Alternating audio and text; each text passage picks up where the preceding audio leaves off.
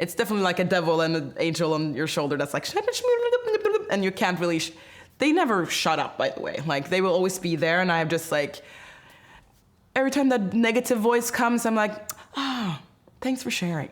And then I just like move on to like, okay, but now what about the helpful stuff?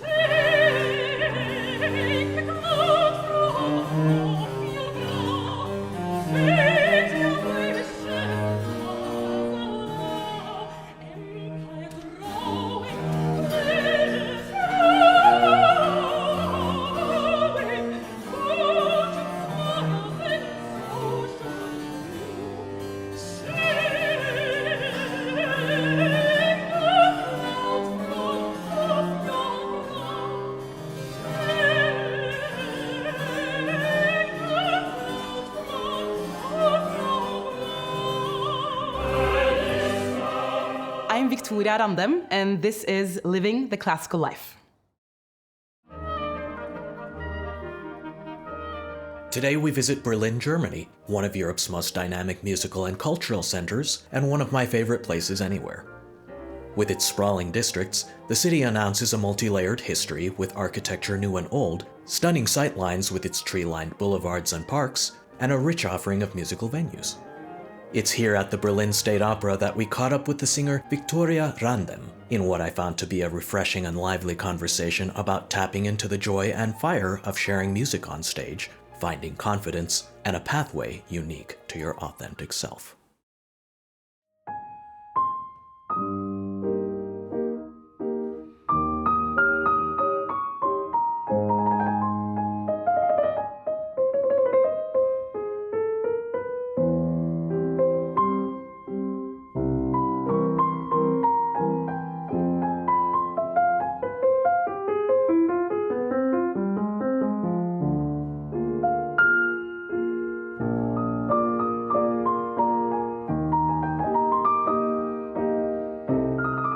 Victoria, thank you so much for being on the show. It's a delight to welcome you here. I'm so excited! Right off the bat, I have to say I'm so excited because it's clear that certain people are born to perform. There are people who are born to give their energy. With so many other performers we've spoken to, it's about mobilizing the energy when needed. In your case, it might seem like a different mechanism, maybe harnessing the fire. For sure, yes. No, I am definitely very, I love expressing myself, and I love, I have a lot of energy, and I'm just very hungry and keen on just like, get it, yeah, I feel a lot of, fire. That's also for those people who like zodiac signs. I'm an Aries, and I have a lot of fire in my chart. So growing up, how did you connect that with music? How did you find your way to singing? Music was always part of my life, and singing. Our dad would sing us lullabies. He has a very beautiful bass baritone voice. He's kind of the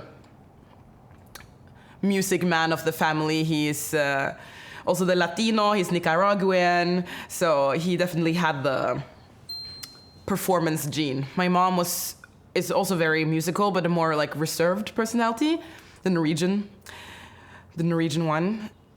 Really what I remember growing up is my dad singing and Disney movies.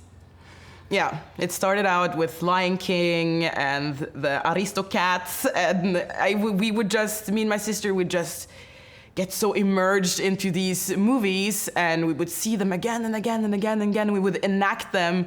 When our parents came home, we were like, sit down, it's time for the show. It starts in 5 minutes, get your drinks, let's go. And we would perform for them all the time.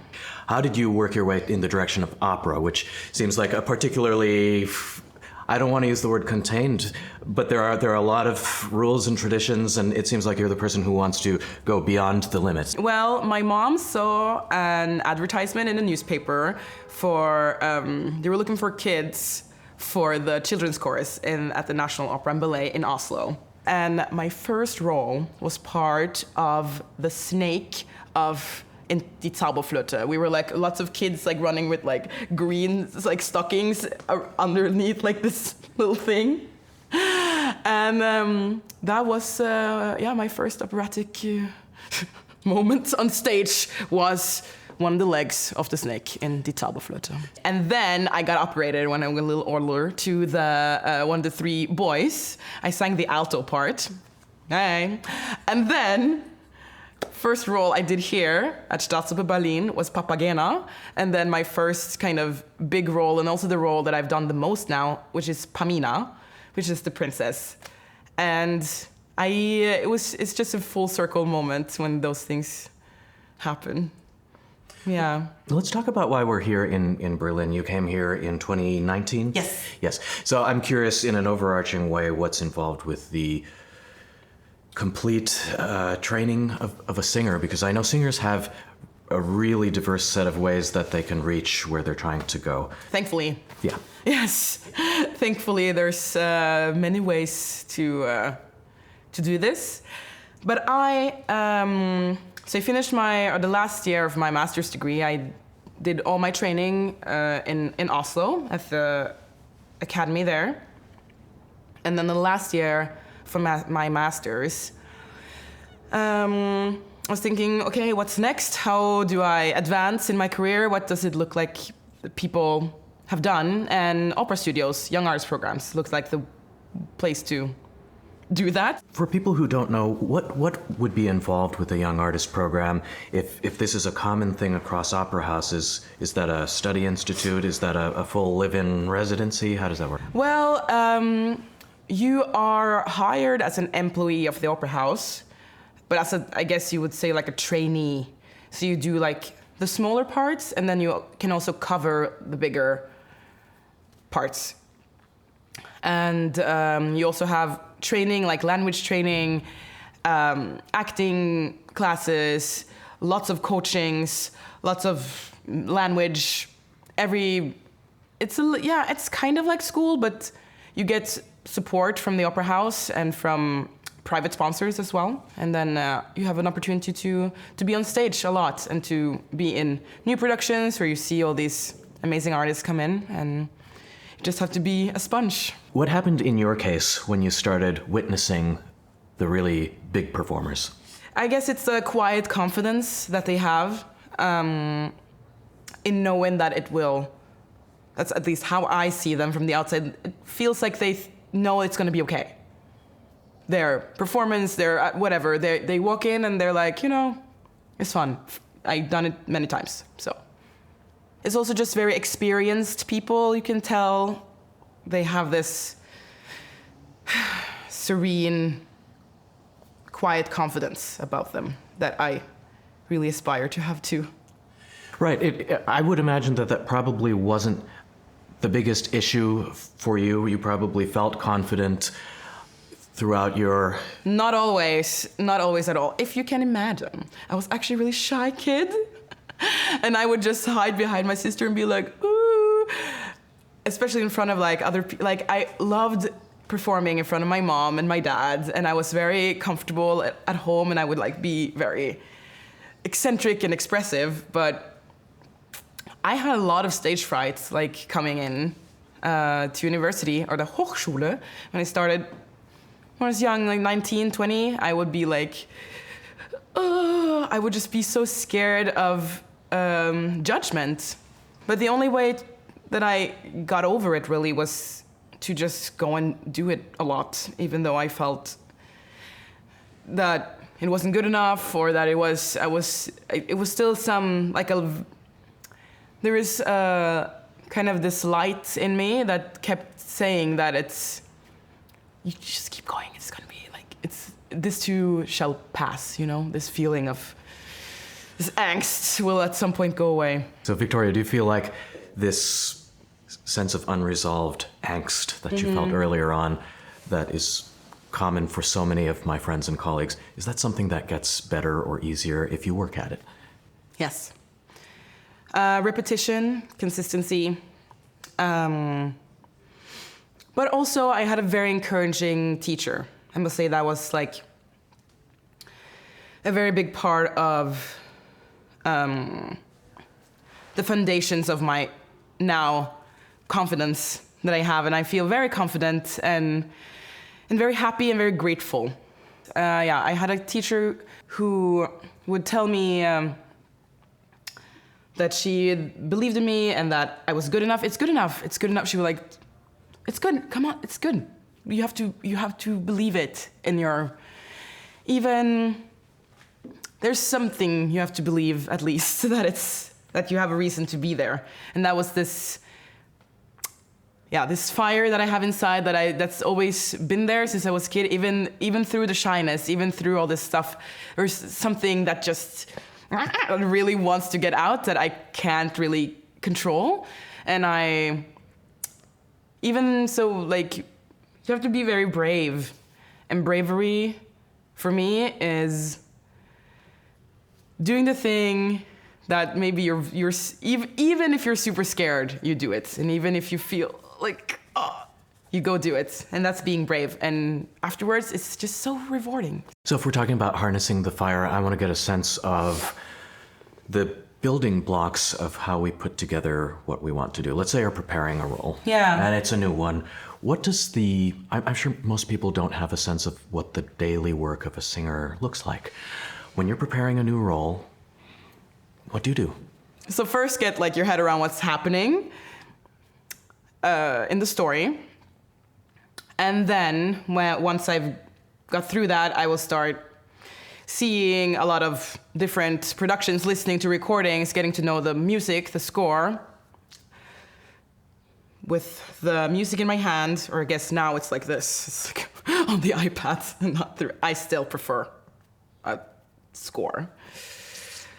And then once I feel like I have the music kind of in, I go to the piano and I start getting the melody into my body and octava down first to just get the rhythm, get the notes correct, and then once I feel like I know it, I will start to try to sing it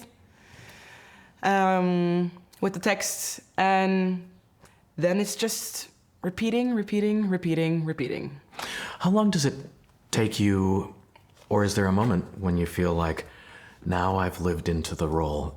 When do I feel I own it? Well, it's after having performed it many, many times, and then it's like one of those okay, I've done now 14 performances of Don Giovanni. Zerlina, I feel I know her very well at this point, but it wasn't until like the halfway mark that I felt like I can really let go now and just be totally immersed in the story. So it takes a little while, at least for me. Let's say you're backstage, you're in the wings, and you've prepared the role and the notes very well, but for some reason on that particular occasion you feel like something's out of alignment. You're not completely with it. Do you have anything that you do quickly to just get yourself there? Gratitude. I stand in the wings, I take deep breaths, and I just try to remember how lucky I am to be there. And I'm just like, wow, this is, because you can't really, you don't choose where you're born, you don't choose all the opportunities that are given to you, or you don't choose, so the fact that I'm even here, just like in this room now with you right now, I'm just like so lucky and so grateful. And that kind of fills my soul up. And then I'm like, it's okay. Even you can feel physically that you're not in shape to sing or to play. You can feel like, today is okay. But then I have to make sure that I breathe more deeply, I support more. What can I do to help me? And to be my own coach. But I do have it's definitely like a devil and an angel on your shoulder that's like, and you can't really, they never shut up, by the way. Like, they will always be there, and I'm just like, every time that negative voice comes, I'm like, thanks for sharing. And then I just like, move on to like, okay, but now what about the helpful stuff? And that's taken some time for me to really incorporate this into my psyche, but I am also super into like, you can basically program your own brain to feel a lot of happy things and happy feelings and being. And I fundamentally believe that we are, as human beings, our default mode is to be happy and content, you know, and we express as babies, we express our needs, and we're not thinking about, do I look skinny enough, or is this blah blah blah. No, we just like, I want food. You don't have like a whole like idea of like who you are and like all these things of identity and your ego, all these things as you grow up. That's kind of what shapes you. And then my experience, at least, this has been, and with singing as well, it's a lot of deprogramming bad habits and bad thought patterns to be able to open that portal that we all want to access, which is like, yeah, that moment of flow and kind of like this amazing energy exchange that you have with other people when you perform, and the give and the take, and the just being open. I love performing, and I love being like in this space where I like do something for somebody, but I really like in the core, it's like this, I feel open and seen on like a very high level. It like feeds me afterwards and gives it, that's like the high that the reason why I do this is because it feels just like I feel alive, and it's like a purpose. You were talking earlier about the perceptions of our audience, and you were describing now the observational role through gratitude. As you've gained more experience, does it still really matter as much to you how people perceive you specifically as a performer, or are you just participating in something bigger with the music? I try to not take it personally, like me as like Victoria, like the private person. For me, it's been very important to understand that there's many layers to a profession and to what we do as artists, and going on stage to perform is if you look at it very clinically, you have a product that you like give to people that they pay for money, and this is our capitalist system that we live in. It's all a transaction, everything. So you have to go there and deliver the product and go off, and then you get your money and go home. But the amazing part that we get to do is like interject our passion and purpose and kind of life divine thing into it, and we're able to like live off of that. So do I care? Of course I care, and of course it's really hard when somebody says, I don't like you, and then you're like, oh no. But then I realized I don't like everyone, and we're just so many people on this planet, and we are on a floating rock in the universe, just trying to make sense of things. And then there was the other part of the performance, the after. Yeah. Let's say that it's your judgment. Let's say that there was a moment where you said, I really didn't feel like I reached what I was trying to find. I feel discouraged, and I feel this is part of an overall trend. It's a slump. What would you advise, say, if you were teaching some students who were going through that? What would you tell them? You need to like analyze afterwards, listen to it afterwards, and be like, what happened? How can I prevent this for next time? Like really look at it like as neutral as you can, and listen to it. What happened? What can I do next time to prevent that mistake? Or how technically what happened? What's going on? Review it with your teacher, and then just try to improve it without any judgment, without it being like, oh, I'm so bad. It's like, no. You have a job, and your job is to just be able to express yourself the easiest way possible. How about taking care of reaching towards greater artistic ideals, finding greater depth? Because there's so much in our world that distracts us from the real content. It sometimes seems like there's more image or appearance of success than actual content. How do you try to focus on what is important to you and your artistic ideals? Stop scrolling so much. Don't like it, because comparison is the thief of joy. Like, just don't do it. Stop following all the people. Just stay away. But seriously, I had to stay away. I have a timer on my Instagram and Facebook. It's like, how long do you want to spend here? And I'm like, 5 minutes. And then it's like, after 5 minutes, it's like, I can't go in afterwards. And you don't override it? Sometimes. I try not to, but it's an addiction. And we live in a society that we're all addicted to something.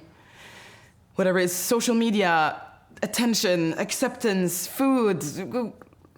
We want it, and it's today more than before, I believe. You get it all like in your face so much that you need to look a certain way, be a certain way, and it's all like a performative thing that's fake. Surely when you were growing up, you had some heroes. As to that particular singer, or maybe not singer, I want whatever that person has, and I want to emulate that maybe, but I also want to learn who I am and become that. Did you have some heroes? I did have some heroes. The first CD that our mom bought for us was Destiny's Child, Survivor. Now that you're out of my life, it's so much better. Okay, I never saw somebody that looked like me on an album cover like that, and it was Beyoncé in the middle, you know? And I was just like, okay, it's possible. She's so beautiful, she's so talented. She definitely had a lot of influence. To be performative and to dare to be a little bit more risque and open, and definitely encouraged my extrovertism. Like I mentioned off camera, I saw this show, and I saw Nadine Sierra. She's also been like a huge hero of mine.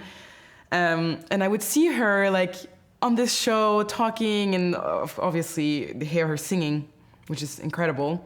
I want that kind of magical power I want to be able to like learn to say the spell myself, you know, not to take it from somebody else or to see somebody else not have it, because I believe that there's like, it's really room for everyone. And we can, I think just, taking inspiration from people. Okay, so here we are in this room, and your performances and the way you are projects such radiance and joy. But you said something interesting, which is that you're drawn to the tragic roles. Let's hear just a little bit more about that. Yeah, the tragic role that I just played, Alida in Sleepless, which is a new opera written by Peter Etvers, Hungarian composer.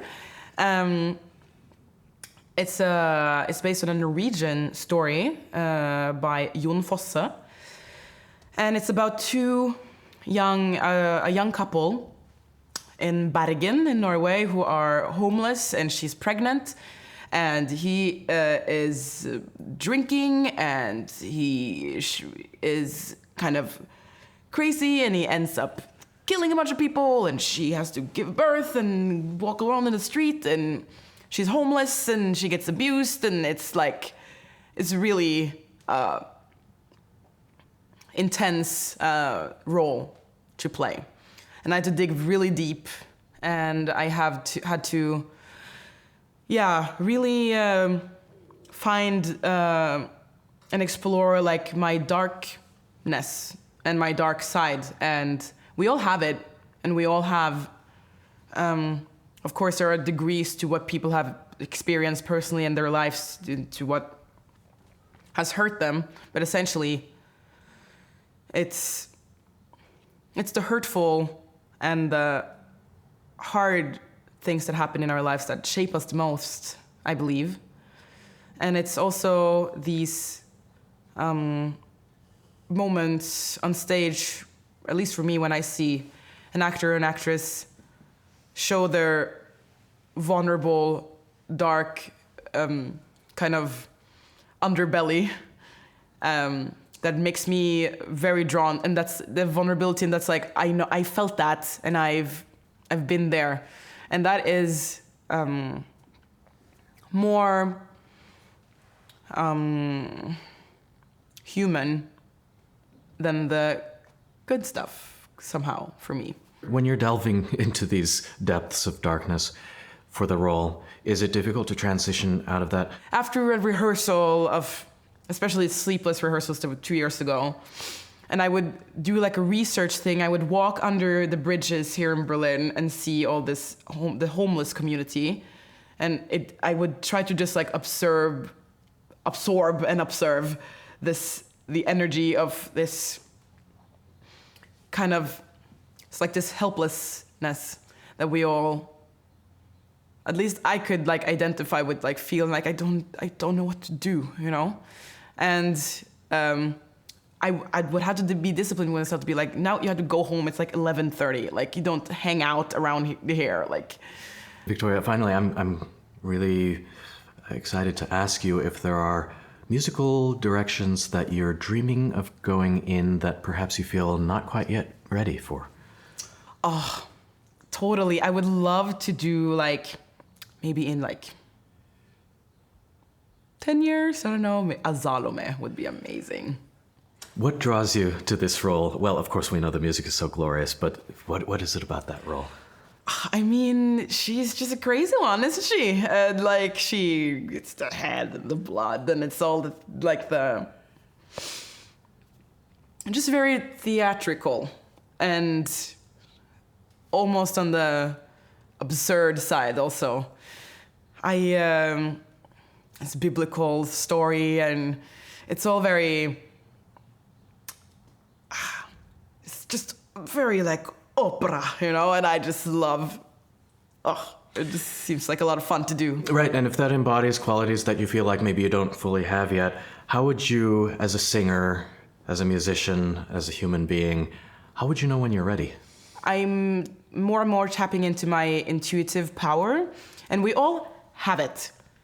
This little voice inside, this little, for me, it's like a little fire that will, it's like my gut, my heart, I don't know, it's something that tells me if I listen, if I'm patient and open, I can hear the whispers of the wind, of the fire. But it's a little hoo-hoo, but that's how I feel, really. Victoria, thank you so much for joining me and for this conversation. It's a delight to finally meet you and to witness by osmosis this incredible joy and radiance that you have that I aspire to steal from you and to take onto stage the next time I perform. I'm here to be robbed. You're an inspiration to so many. Thank you so much. Thank you.